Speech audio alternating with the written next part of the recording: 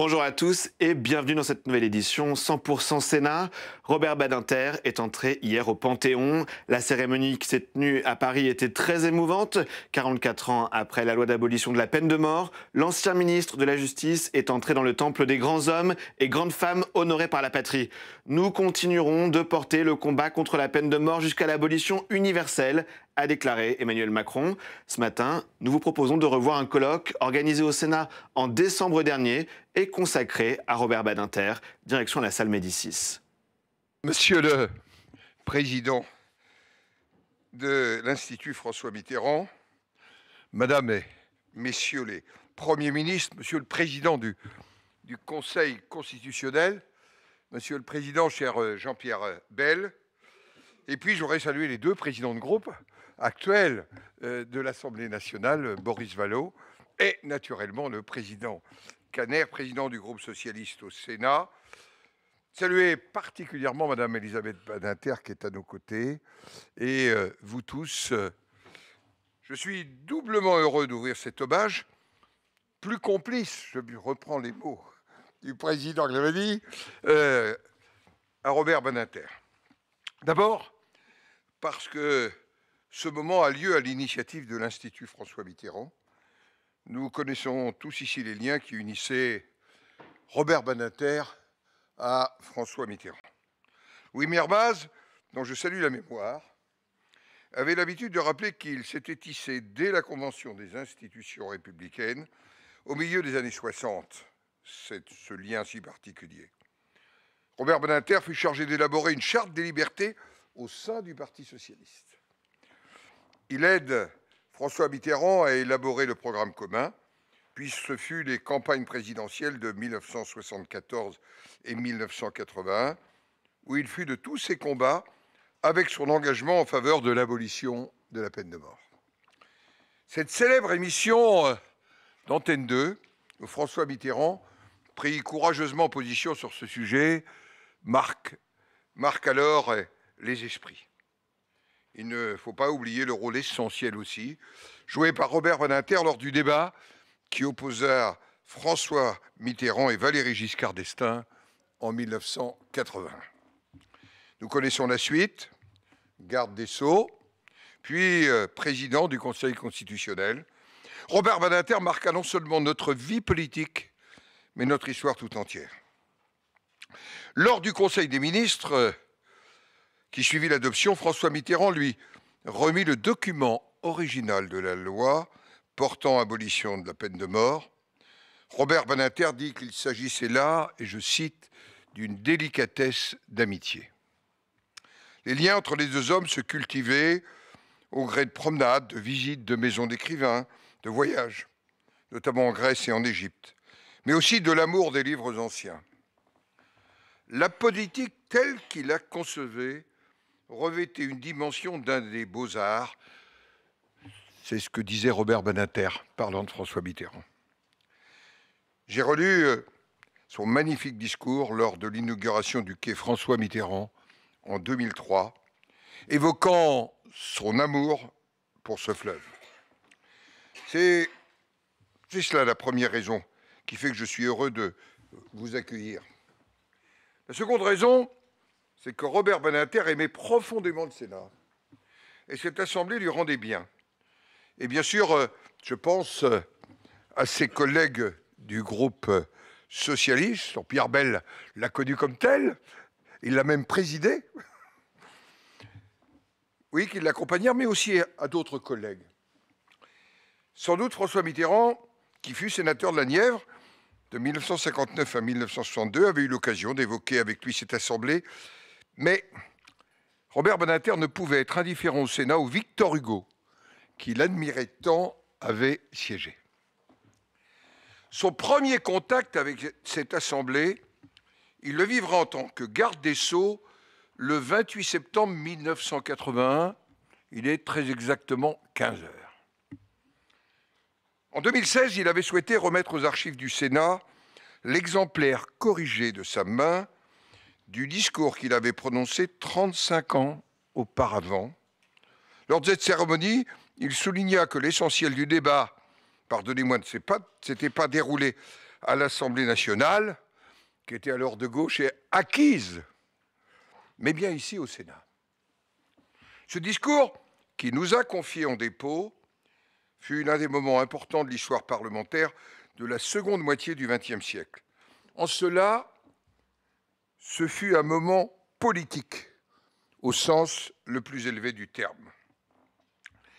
Plusieurs sénateurs ont exprimé au cours de ce débat une véritable émotion et des sentiments personnels, presque intimes. Robert Badinter dit à l'issue de la discussion générale, je le cite, « J'ai entendu des propos qui traduisaient souvent des convictions, parfois aussi des émotions respectables et même profondes. » Fin de citation. Mais l'émotion réelle ne l'a pas emporté sur la réflexion et la détermination des votes. C'est la responsabilité politique qui a primé. Le rapporteur de ce projet de loi, Paul Giraud, invita après un débat et quelques échanges où il y avait gens autant différents, allant du groupe communique de Michel Dreyfus-Schmitt, allant à Maurice Schumann, à Marcel Roudloff.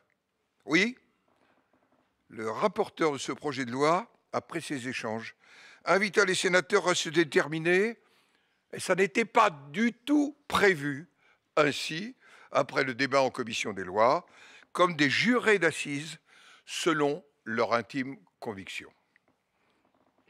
J'ai aussi en mémoire l'hommage que rendit Robert Badinter à Philippe Séguin après sa disparition.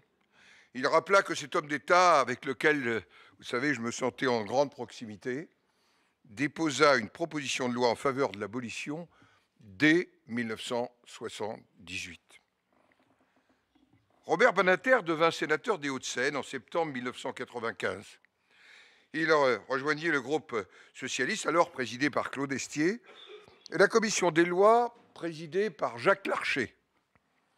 Lors d'un débat enflammé, ce dernier, Jacques Larcher, lui avait déclaré avec humour, quelques années auparavant, « Ne dites pas de mal du Sénat, monsieur le garde des Sceaux, vous serez sénateur un jour. » Le président de la commission des lois savait combien Robert Badinter appréciait cette assemblée. Chacune de ses interventions était écoutée avec respect. Ses adversaires politiques reconnaissaient non seulement son immense talent oratoire, mais aussi la sincérité de ses convictions, notamment s'agissant de la justice et de la défense des libertés publiques. Robert Badinter disait « Le Sénat a ses avantages. On y est courtois. Les tensions politiques sont moins vives qu'à l'Assemblée. Le mandat est non soumis à dissolution, ce qui garantit l'indépendance de celui qui le détient. » Son indépendance, Monsieur le Président, sa hauteur de vue ravissait ses collègues, ceux de gauche, mais aussi ceux de la majorité du centre et de droite au Sénat, attentifs aux libertés qu'il prenait d'ailleurs avec la ligne du groupe socialiste. Ça n'allait pas sans faire quelques commentaires. Pierre Fauchon, je le cite, son collègue de la commission des lois analysait alors le mécanisme de son éloquence. J'ai découvert que le moteur de Robert Badinter était en fait la passion. On le devine à la tension de la voix.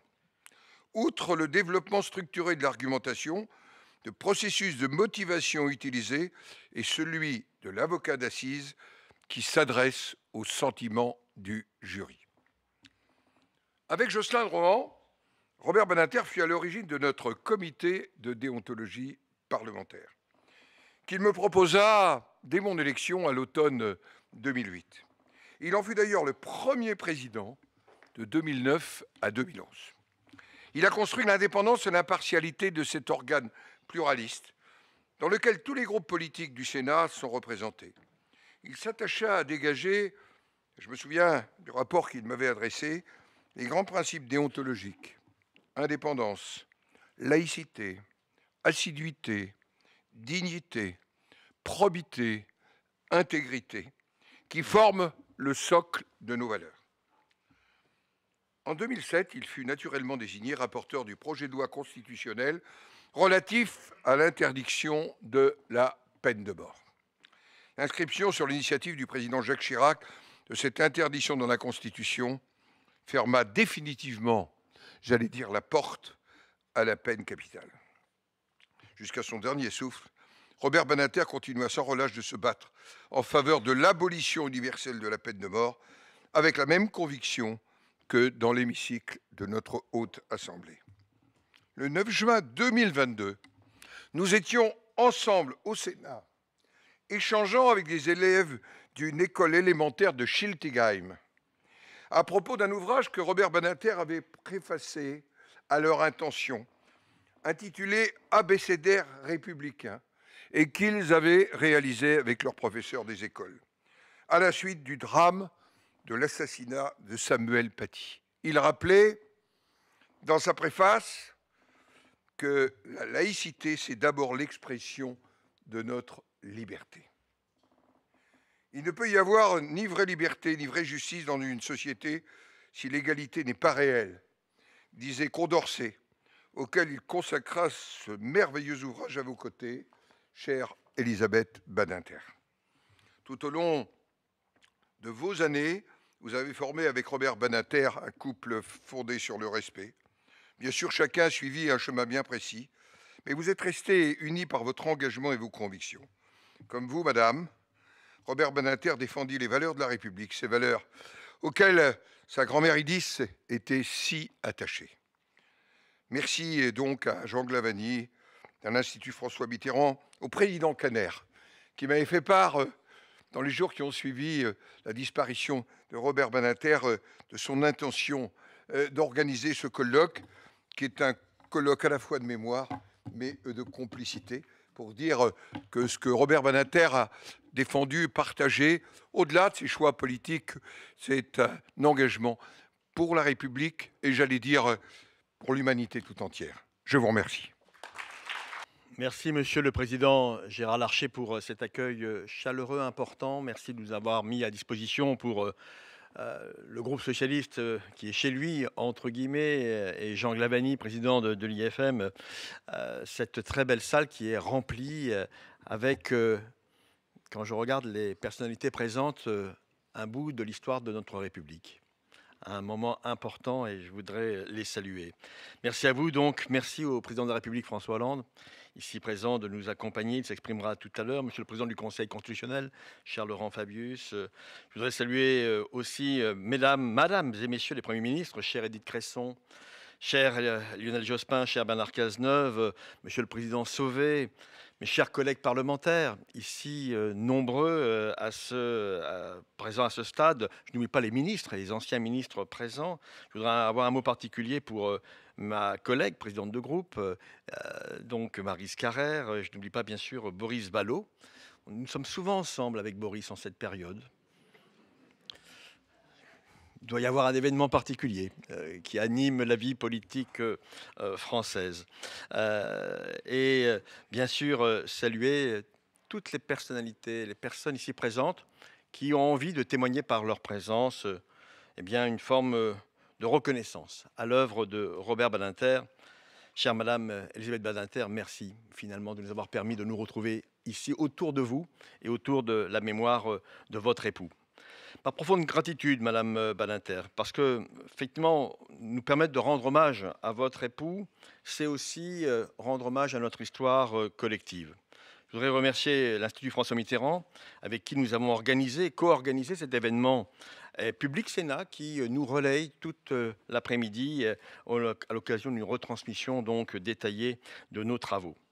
La qualité des invités et des intervenants présents aujourd'hui témoigne de l'importance et de l'impact de l'œuvre de Robert Badinter, dont l'influence dépasse largement les frontières du temps et de l'espace. Son héritage d'une portée exceptionnelle continue de nous guider et d'inspirer les générations futures. Et c'est pour cela d'ailleurs, mesdames et messieurs, que vous pourrez garder auprès de vous ce modeste ouvrage. Je remercie le président Larcher de nous avoir confié le discours original de Robert Badinter prononcé ici au Sénat pour défendre l'abolition de la peine de mort, et vous y retrouverez les éléments manuscrits personnels de M. Badinter. Je vous assure que c'est un élément qui méritera de rester longtemps dans vos bibliothèques, après bien sûr la lecture attentive que vous opérerez en la matière. Je me permets de commencer ce propos en évoquant une pensée qui m'est chère, celle de Pierre Mauroy. mon maître à penser en politique. Pierre Mauroy nourrissait une admiration profonde pour Robert Badinter. Ils ont siégé ensemble au Sénat, dans la commission des lois en particulier.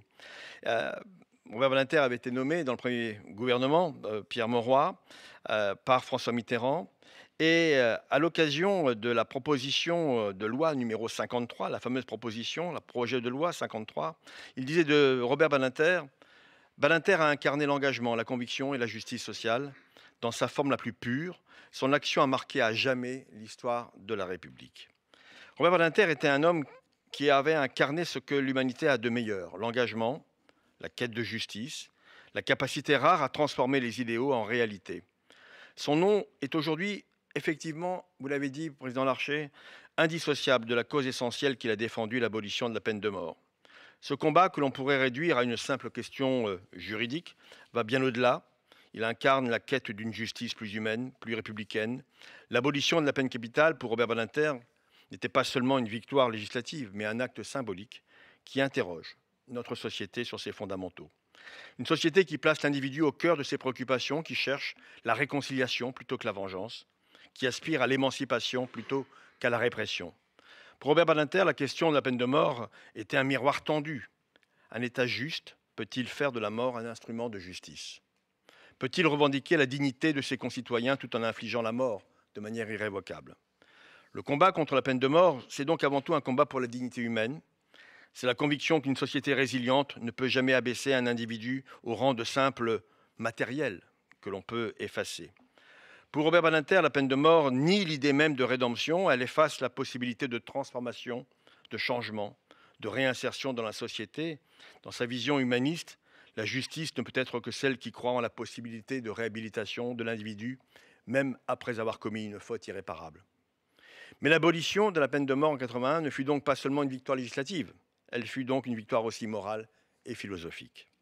Je n'oublie pas que ce principe de transformation, de réconciliation et de dignité, Robert Badinter l'a également porté au Sénat. Il a siégé sur nos bancs durant 16 ans au sein du groupe socialiste à partir de 1995. Au Palais du Luxembourg et notamment à la Commission des lois, il a évidemment continué à défendre les valeurs humanistes qui lui étaient chères. Il a apporté sa voix au débat sur la justice, les droits de l'homme et les libertés fondamentales, fidèle à cette vision d'une société plus solidaire, basée sur le principe des droits et devoirs de chacun. Mes chers amis, en vos grades et qualités et responsabilités actuelles ou passées, à travers cet hommage, nous célébrons la mémoire de Robert Badinter, son héritage, son combat pour une société plus humaine. Nous nous souvenons également que tout ce qu'il a accompli, il ne l'a pas fait seul, mais avec le soutien et l'énergie de toutes celles et de tous ceux qui l'ont accompagné, notamment son épouse, Elisabeth Badinter, ici présente, qui va bientôt s'exprimer et qui nous fait l'honneur d'être parmi nous aujourd'hui. Cet hommage, mes chers amis, nous oblige, qui nous encourage à poursuivre avec détermination sur le chemin du progrès et de l'humanisme, finalement de l'empathie, de la bienveillance, de l'altérité, des messages forts que, par son action, Robert Badinter a incarné toute sa vie. Je vous remercie. Monsieur le Président de la République, Madame et Messieurs les Premiers ministres, Monsieur le Président du Conseil constitutionnel, Mesdames et Messieurs, chère Madame Elisabeth Badinter, vouloir parler de Robert Badinter est une entreprise téméraire, parce que son œuvre, depuis son inscription au barreau jusqu'à son rôle ultime de sage de la République, a été considérable et multiforme. Il a marqué d'une empreinte profonde chacune de ses fonctions et chacun de ses combats, dont certains se sont conclus victorieusement et d'autres ne cessent pas de se poursuivre. Le récit de cette œuvre commence à peine et semble déjà hors de portée. Et puis, il y a au regard de cette œuvre l'homme, d'une grande pudeur et d'une extrême discrétion, qui ne se livrait pas, et que ses compagnons de travail ont appris à connaître en cheminant à ses côtés, dans les succès comme dans l'adversité, mais toujours dans l'engagement et la ferveur. L'œuvre et l'homme, voilà ce dont je voudrais témoigner. Tenter d'énumérer ce qu'a fait Robert Badinter serait, je l'ai suggéré, réducteur et vain. Du moins, peut-on esquisser ce qu'ont été plusieurs signes distinctifs et peut-être le sens de son œuvre. Ce que beaucoup de ses compagnons ont perçu et ressenti en cheminant et travaillant à ses côtés, c'est d'abord l'unité de la pensée et de l'action. Robert Badinter a certes été, notamment comme ministre, engagé dans une action collective. Et il n'a jamais manqué au devoir de solidarité gouvernementale, ni non plus à l'amitié qui le liait à François Mitterrand. Mais ce qui domine chez lui, c'est l'enracinement de son action dans une pensée qui s'est forgée au creuset de son histoire personnelle et familiale et s'est nourrie de ses études et de sa pratique professionnelle. Cette pensée n'est jamais restée abstraite, spéculative ou désincarnée, comme ses nombreux combats le démontrent. Robert Badinter a été un intellectuel en action, un homme de pensée qui n'a jamais voulu cesser d'agir.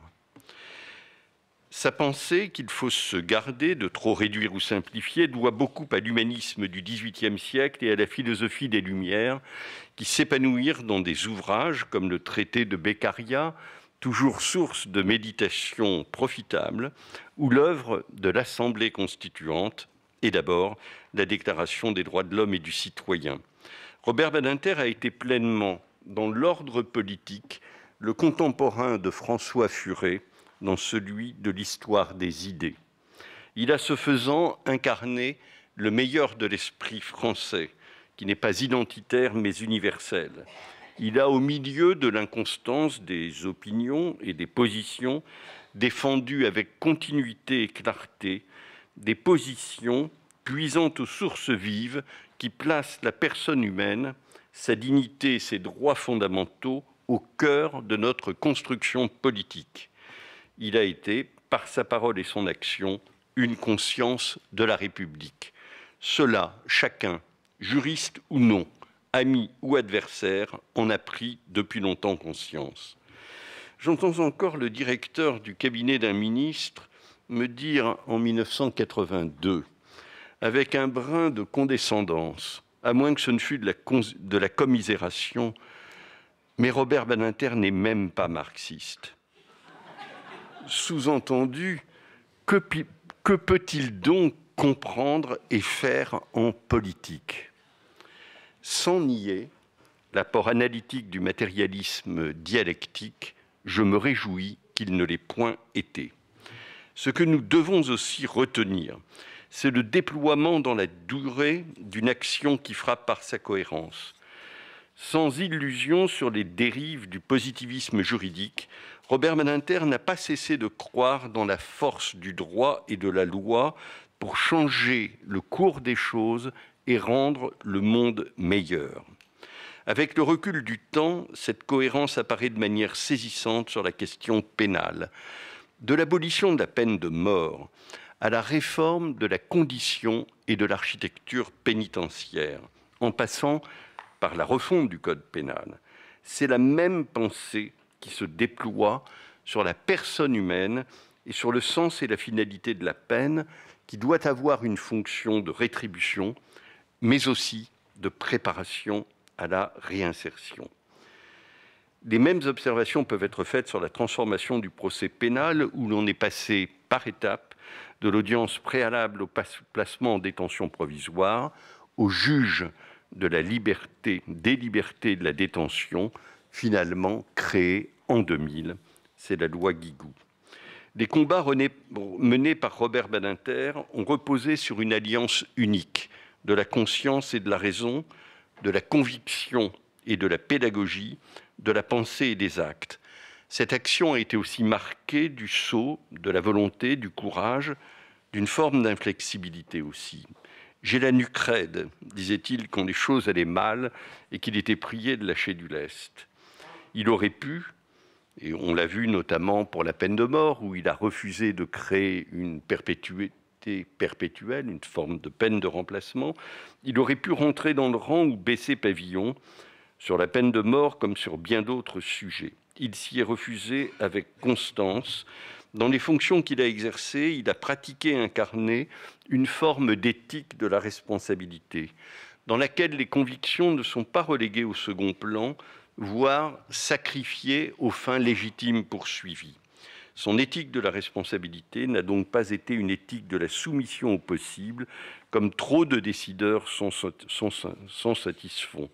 Là réside la différence qu'il incarne est la source de la nostalgie que son œuvre inspire à beaucoup de nos contemporains. Qui donc était-il pour mener à bien tout ce qu'il a fait? Robert Badinter n'aimait pas parler de lui, et moins encore des siens. Il n'a commencé à parler de sa famille avec délicatesse que très tard, en 2018, dans son livre « Idysse », qui évoque la figure de sa grand-mère.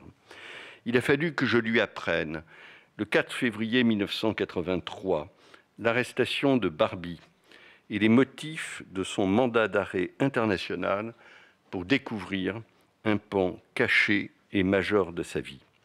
Car le chef de la Gestapo de Lyon était poursuivi, notamment pour avoir arrêté et déporté 40 ans plus tôt, dans un groupe, Simon Badinter, son père, dont il n'avait jamais parlé.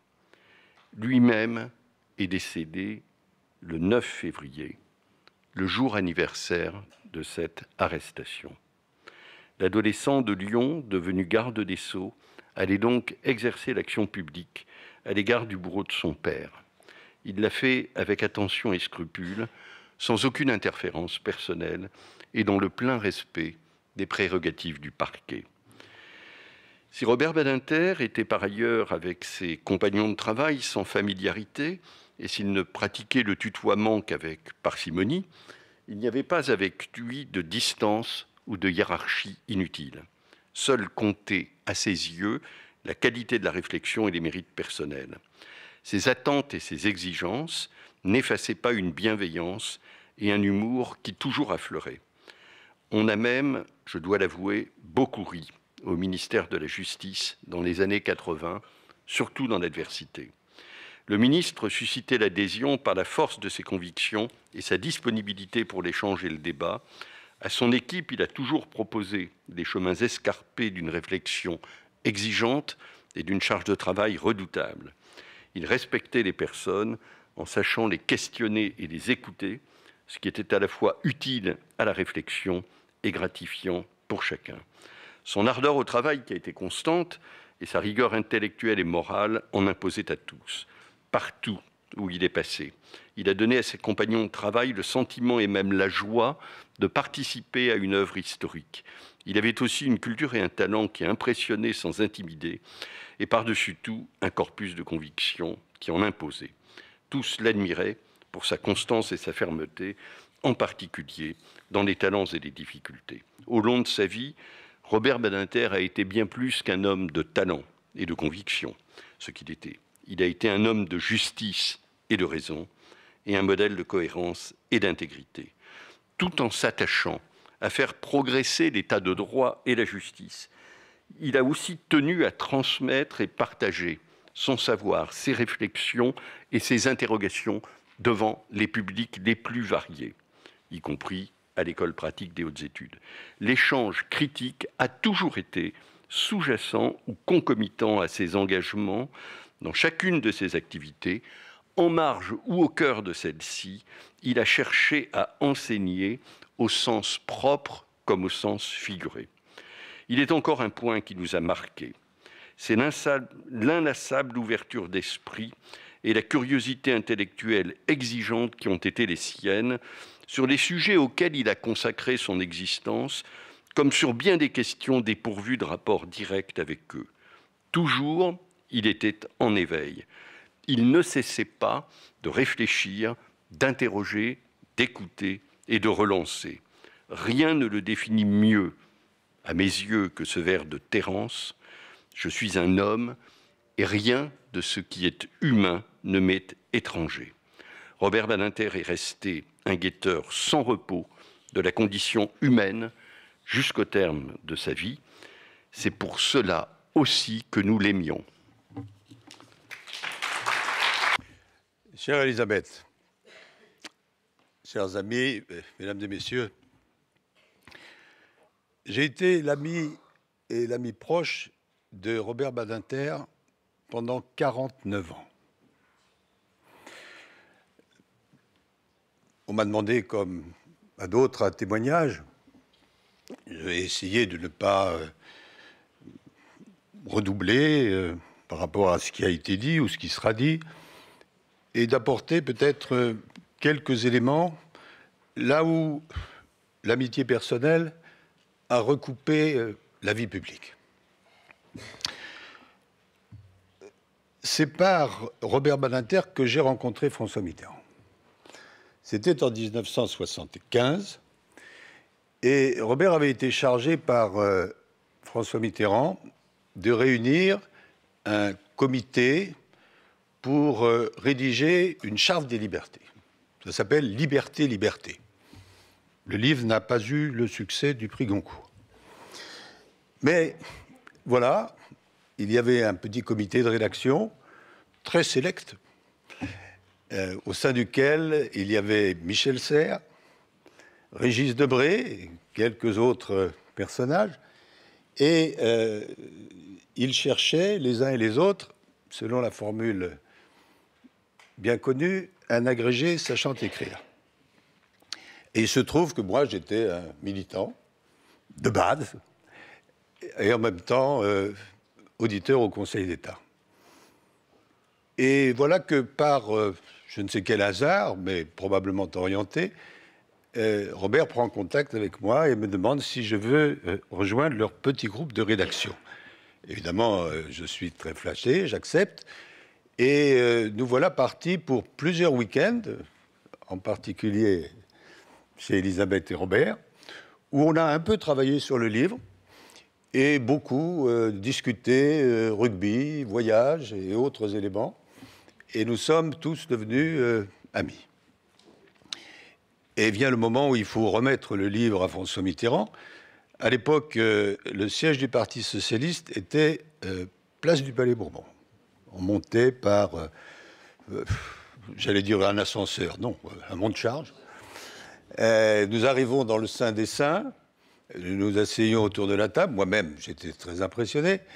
Et la séance dure quelques minutes. Il fallait que François Mitterrand rédige une préface. Je l'ai relu, il prend quelques distances d'ailleurs avec le livre. Les choses ne se passent pas mal. Et le lendemain, je reçois un coup de téléphone de la secrétaire de François Mitterrand qui me demande de passer voir le président. Il était président de rien du tout, mais on l'appelait président. Et c'est la première conversation que j'ai eue avec Mitterrand. Évidemment très séduisant, très convaincant. Et qui termine son propos en disant, je m'en souviendrai toute ma vie, « Voulez-vous être mon directeur de cabinet ?» Silence. « Je dois vous préciser que je n'ai pas de cabinet. » C'était déjà la subtilité et la puissance de la synthèse mitterrandienne. Alors j'accepte. Et quelques épisodes plus tard, nous retrouvons avec Robert, le chemin de l'amitié avait été emprunté, pour préparer, et dans une place extrêmement modeste, la campagne de 1981. À l'époque, nous nous réunissions fréquemment, cette fois chez moi, et nous préparions ce qu'on appelle aujourd'hui des punchlines pour les débats et pour les meetings. Et nous étions extrêmement fiers lorsque François Mitterrand, lorsque Robert parlait de Mitterrand, Mitterrand n'étant pas là, il l'appelait toujours le chef.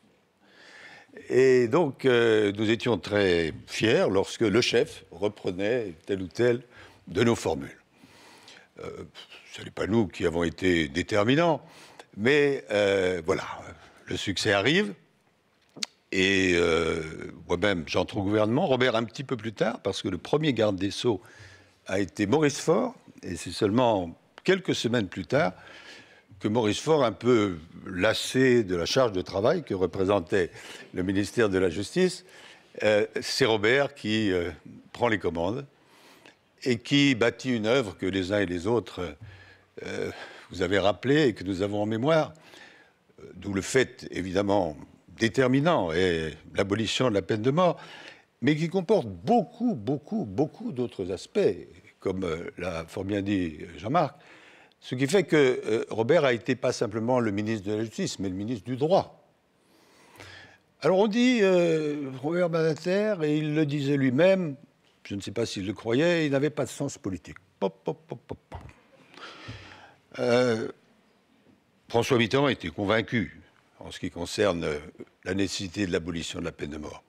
Mais je puis témoigner que la raison pour laquelle cette réforme puissante a été mise à l'ordre du jour très rapidement, on le doit très largement à Robert Badinter. À partir d'un argument extrêmement puissant et politique, qui était le suivant, que j'ai vécu à ses côtés. Les cours d'assises, elles vont continuer à se réunir. Et elles vont prononcer des peines de mort. Et elles avaient commencé à prononcer des peines de mort.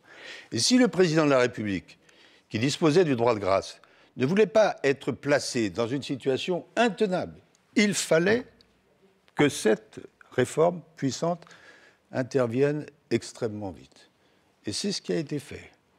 Avec une leçon à tirer beaucoup plus large que partageait absolument Robert, et même qu'il professait, les réformes les plus importantes doivent être déterminées et adoptées tout de suite. Après, ça devient beaucoup plus difficile. Alors voilà, son ministère, l'œuvre très puissante qu'il accomplit dans tous les domaines, bien évidemment l'abolition, mais la dépénalisation de l'homosexualité, mais des mesures en faveur des victimes, mais toute une série de réformes juridiques dans tout autre domaine du droit, le droit de la faillite, etc., etc. Et puis arrive l'approche de l'élection, et on sait que nous ne pourrons pas l'emporter, même si le score fut important. Et Robert, sur la demande de François Mitterrand, accepte d'aller au Conseil constitutionnel. Il y avait un président du Conseil constitutionnel qui était Daniel Mayer. Et Daniel Mayer, d'une façon très élégante, qui ne nous surprend pas s'agissant de lui, c'est de la place, ce qui n'empêche pas une polémique. C'est peut-être la seule notation un peu différente que j'apporterai par rapport aux orateurs précédents. En permanence, Robert Badinter a été combattu, et combattu salement. Pendant qu'il était au ministère de la Justice, vous avez encore en mémoire, pour les plus anciens d'entre vous, Badinter assassin, Badinter à Moscou. Et lorsqu'il est nommé président du Conseil constitutionnel par François Mitterrand, l'une des phrases qu'il reprend dans un de ses livres, de la part d'un haut dignitaire politique, vous allez à peine le croire, c'est la nomination de Robert Badinter à la présidence du Conseil constitutionnel signifie l'abaissement de la France. Fin de citation. C'est pourquoi, avec le recul, maintenant que, avant d'être physiquement panthéonisé, Robert est déjà panthéonisé dans nos esprits, pas seulement les nôtres, dans l'esprit des Français et bien au-delà, je pense qu'il faut sans cesse avoir gardé en mémoire que ce combat a été en permanence un combat, avec une opinion largement hostile. Il s'en expliquait lui-même, et Michel Perrault l'a dit à propos de la prison, mais c'est la même chose à propos de l'abolition de la peine de mort, et j'en ai souvent parlé avec Robert. Il y avait probablement, derrière tout cela, un fond d'antisémitisme, mais au-delà, il y avait le fait que, par définition, si l'on était pour l'abolition de la peine de mort, c'est qu'on était laxiste. Et franchissons un degré, c'est qu'on était complaisant à l'égard des assassins. Et franchissons encore un degré, c'est qu'on était probablement complice. Et c'est tout ça qui explique que pendant ces années, ça n'a pas été vraiment du tout un chemin de rose. Alors voilà, Robert, président du Conseil constitutionnel, il a marqué profondément cette institution, au point que, juste après son décès, nous avons décidé tous les membres, le collège, de donner son nom à la seule salle d'audience dont nous disposions. Alors, les décisions principales, elles sont entrées dans la culture du droit. Une décision qui est parfois contestée, mais qui est fondamentale, à propos du peuple corse. Oui. L'unité de la République. Voilà, l'unité de la République. Il y a un peuple français. Alors, il y a des singularités corses, mais voilà, le peuple corse, non. Ça, c'est contraire à la Constitution. Et puis, la définition du droit de l'asile, comme un principe fondamental. Et puis, l'affirmation de la dignité de la personne humaine. Ce sont des éléments qui vraiment sont consubstantiels à ce qu'a apporté le Conseil constitutionnel dans cette période. Avec une déception qui est due, je ne voudrais pas être indélicat, à la maison où nous siégeons. Robert avait, avec d'autres, mais au premier chef, une idée de ce qu'il s'appelait à l'époque l'exception d'inconstitutionnalité et qu'on appelle aujourd'hui la question prioritaire de constitutionnalité. La possibilité pour tout citoyen, tout justiciable, devant n'importe quel tribunal, de lever la main lorsqu'on veut lui appliquer telle ou telle loi et de dire « Madame la Présidente, Monsieur le Président, vous voulez m'appliquer telle ou telle loi et moi je pense que cette loi est contraire à la Constitution ». C'est donc l'ouverture du pétoire et un droit nouveau. Et Robert a milité très activement pour que, dès la fin des années 80, cette réforme très puissante, qui fait aujourd'hui l'essentiel de l'activité du Conseil, puisse être adoptée. Mais voilà que par deux fois, le Sénat n'a pas pensé qu'on pouvait l'adopter. Et donc ce sera simplement en 2008, c'est-à-dire beaucoup d'années plus tard, que cette réforme a pu être adoptée. Il demeure que Robert a marqué non seulement le Conseil, mais le droit d'une façon extrêmement puissante. Et c'est la raison pour laquelle, lorsque moi-même j'ai eu l'honneur d'accéder à la présidence de cette institution, le premier visiteur que j'ai tenu à recevoir, avec une mention officielle dans l'agenda du Conseil constitutionnel, c'est Robert Badinter. Parce que je voulais, même si c'est modestement, montrer qu'il y avait une filiation dans l'esprit qui nous animait. Et Robert m'a rappelé à cette occasion, il m'a dit deux choses. D'une part, tu devrais changer l'endroit de ton bureau, parce que le bureau était au fond de la pièce, et il m'a dit, mets-le près de la lumière, tu verras, le matin, la lumière est belle. Et puis, il m'a dit, moi, quand j'étais à ta place, j'avais un petit carton sur mon bureau, où il y avait marqué, et ceci est essentiel, mais malheureusement souvent mal compris, toute loi inconstitutionnelle est mauvaise, mais toute loi mauvaise n'est pas nécessairement inconstitutionnelle. Et c'est parce que nous ne sommes pas suffisamment actifs ou convaincants pour faire partager cette sagesse et cette définition de notre rôle à l'ensemble de la population que parfois, m'a-t-il semblé, telle ou telle critique s'élève avant que, quelques mois plus tard, elle s'estompe. Je termine en disant que ce qui m'a frappé, puisque nous nous voyons à peu près chaque mois avec Robert, plus il avançait en âge, c'est le lien qu'il établissait en permanence entre le national et l'international. Non seulement parce que c'était un Européen très convaincu, mais parce qu'il sentait, et pas seulement comprenait, qu'il n'y a pas d'approche efficace et intelligente dans le monde nouveau dans lequel nous sommes de la situation nationale s'il n'y a pas une prise en compte de la dimension internationale. Et c'est pourquoi l'un de ses derniers ouvrages est consacré à un sujet malheureusement aussi actuel que le délicieux Vladimir Poutine.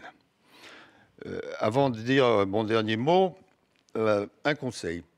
Robert n'a pas eu beaucoup de regrets dans sa vie, puisqu'il a eu 1000 vies.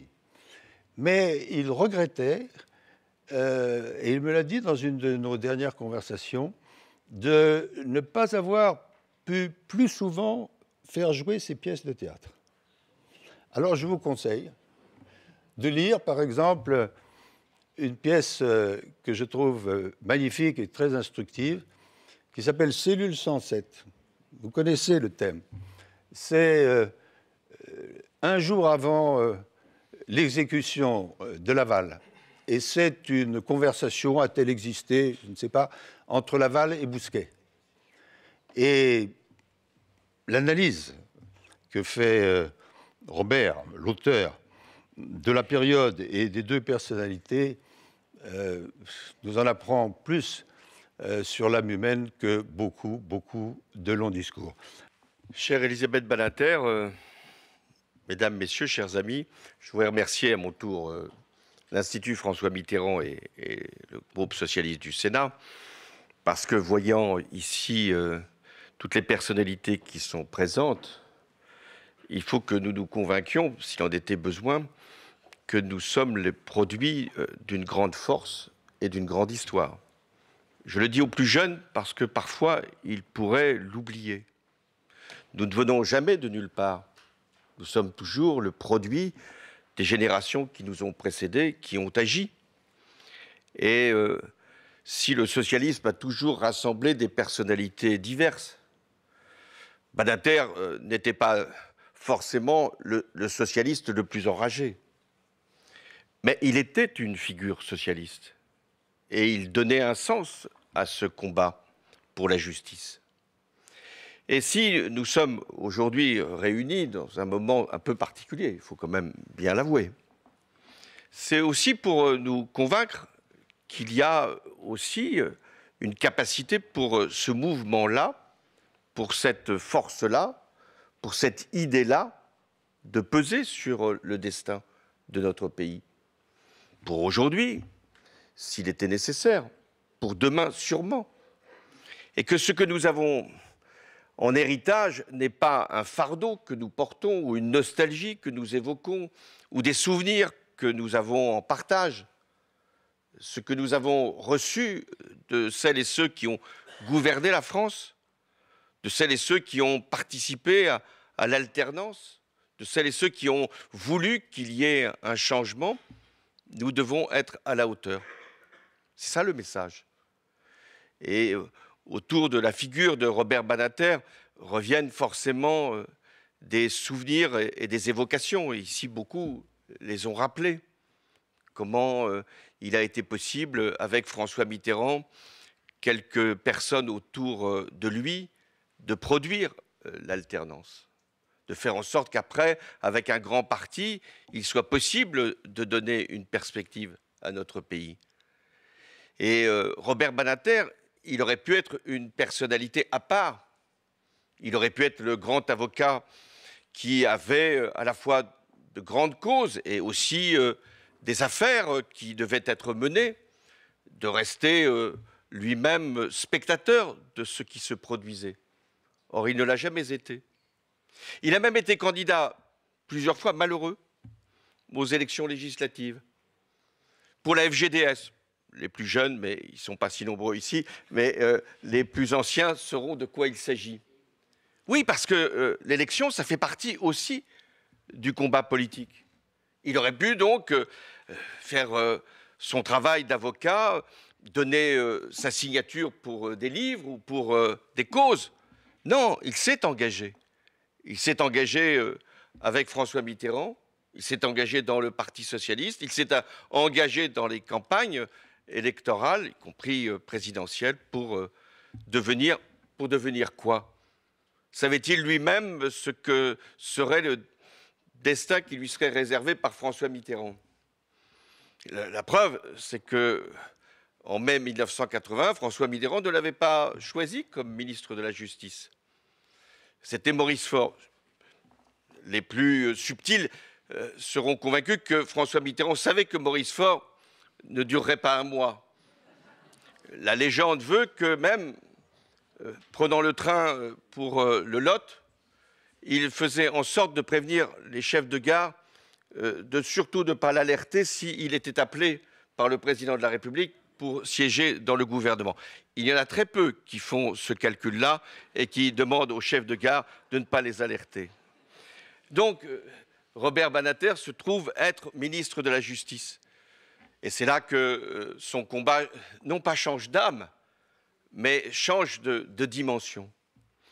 Il y retiendra sans doute ce qui fait l'histoire, que c'est Robert Badinter qui a, avec le Parlement, ne l'oublions pas, aboli la peine de mort. C'était le combat sûrement de sa vie d'avocat. Il me souvient en fait que, étant présent à Troyes, lorsqu'il y a eu le procès Patrick Henry, sa plaidoirie était encore dans tous les esprits. C'était le combat de sa vie d'avocat, ce fut son combat de ministre, ce fut son combat de président du Conseil constitutionnel et son combat de parlementaire. Pas simplement d'ailleurs à l'échelle nationale, mais aussi à l'échelle internationale. Il s'est battu pour qu'il y ait l'abolition de la peine de mort partout dans le monde. Il y a encore beaucoup à faire.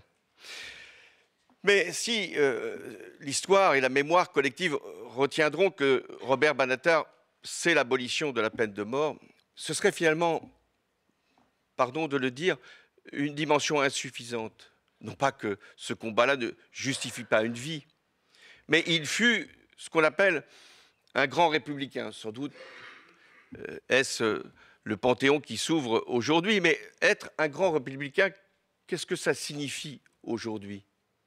Un grand républicain, c'est d'abord une femme ou un homme qui défend la liberté, qui considère que la République, ça a été l'affirmation des libertés publiques comme des libertés privées.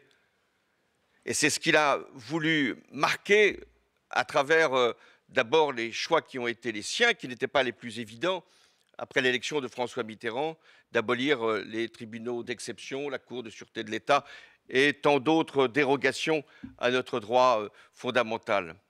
La liberté, c'était aussi de vouloir, ça a été rappelé, que les citoyens puissent accéder à des instances de juridiction qui pouvaient ne pas être forcément à la portée de tous. La Cour européenne des droits de l'homme, le Conseil constitutionnel par la question prioritaire. Un grand républicain, c'est aussi une femme, un homme qui défend l'égalité. La dépénalisation de l'homosexualité dans les années 80 était un choix extrêmement courageux. Et l'égalité, c'était aussi de faire qu'il puisse y avoir pour les droits des plus faibles et des plus fragiles la reconnaissance de leur dignité. Être un grand républicain, c'est vouloir la dignité. Et pour Robert Badinter, la dignité, c'était la condition carcérale. Michel Perrault y est revenu. Faire qu'il puisse y avoir dans nos prisons non pas simplement l'obligation, la peine et d'une certaine façon la punition, mais qu'il puisse y avoir le respect de l'individu. Mais il a voulu aussi, parce qu'être un grand républicain, c'est de se préoccuper des victimes. C'est la première fois dans l'histoire de la République qu'il y ait eu une législation sur les victimes. Et puis, être un grand républicain, c'est de lutter contre le racisme et contre l'antisémitisme. Et si je garde des souvenirs, moi aussi, de conversations avec Robert Badinter, c'est sur ce sujet-là.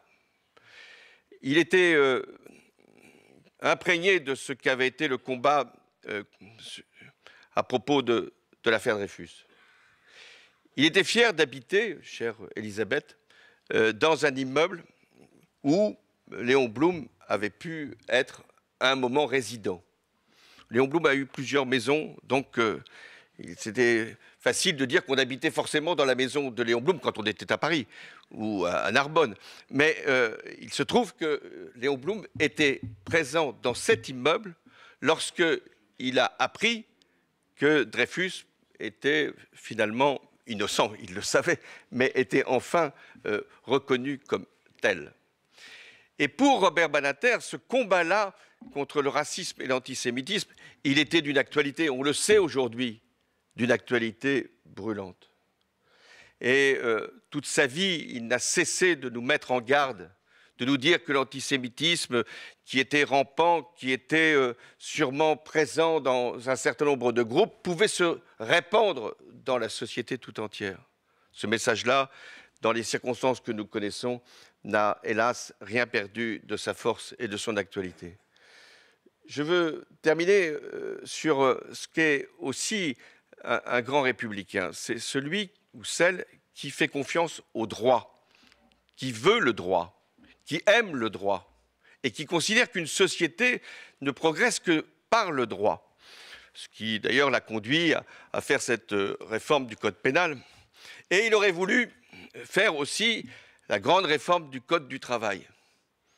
On aurait dû le mettre en garde. C'est un sujet dangereux, le code du travail.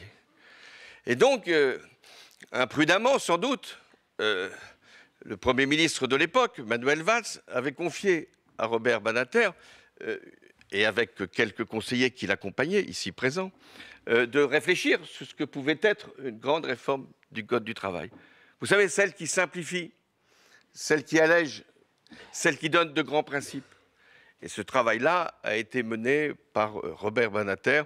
A-t-il été traduit comme il convenait? Je laisse aux historiens, dans un prochain colloque qui sera consacré à je ne sais qui, de faire en sorte de donner la lumière sur ce sujet. Il est toujours lui-même présent. Comme président de la République, j'ai eu plusieurs occasions de voir et d'entendre surtout Robert Badinter. Il avait plusieurs requêtes, toujours allant dans le sens du droit, de la liberté, de la lutte contre le racisme et l'antisémitisme. Aussi, il m'appuyait sur les choix que j'avais à faire en politique étrangère, notamment par rapport à la situation en Ukraine et en Syrie. Syrie dont on vient de voir qu'il y a eu le renversement du régime, quand en 2013, il eût été possible de le renverser si Barack Obama nous avait suivis et frappés. Ce qui veut dire qu'il y a des interventions qu'il ne faut pas faire, parce qu'elles peuvent avoir des conséquences graves. On sait ce qui s'est produit en Irak. Et il y a des interventions qu'il faut faire. Malgré toute la réticence que nous avons à utiliser la force quand nous défendons le droit. Mais il faut parfois utiliser la force si on veut que le droit l'emporte. Et donc, dans les conversations que nous avions, il me parlait de la figure de Léon Blum qu'il aurait voulu voir entrer au Panthéon et de ce que Jaurès pouvait apprendre encore aux dirigeants du monde. Mais il se trouve qu'il parlait aussi de sa vie et de sa vie personnelle. Et sans qu'il m'en ait confié l'existence et la réalité, il se trouve qu'à la fin de mon mandat, j'ai fait un déplacement à Chambéry. À Chambéry, où Robert Badinter avait, si je puis dire, séjourné, avait été accueilli et protégé en 1943, alors même que son père était déporté. Je vais donc visiter la maison Jean-Jacques Rousseau, à Chambéry, les Charmettes. Et à Chambéry, on me donne le livre, je n'ose pas dire le livre d'or, mais là où les jeunes gens qui viennent visiter le site posent leur signature. Et en 1943, le lycéen Robert Badinter a voulu figurer sur le livre à la mémoire de Jean-Jacques Rousseau, au risque même d'être signalé, identifié et déporté. Laurent Fabius disait le courage. Oui, c'est finalement peut-être la leçon qu'il faut tirer. Des talents, il y en a beaucoup. Des compétences, il y en a plein. Du courage, des courageux, c'est peut-être ce qui fait défaut. Mais avec Robert Badinter, si je puis dire, nous avons eu le plein. Voilà pour ce colloque consacré à Robert Badinter et qui était organisé au Sénat en décembre dernier. C'est la fin de cette édition. Merci à vous de l'avoir suivi. N'hésitez pas à lire les décryptages et à voir les replays, c'est sur publicsénat.fr. Très belle suite des programmes sur notre antenne.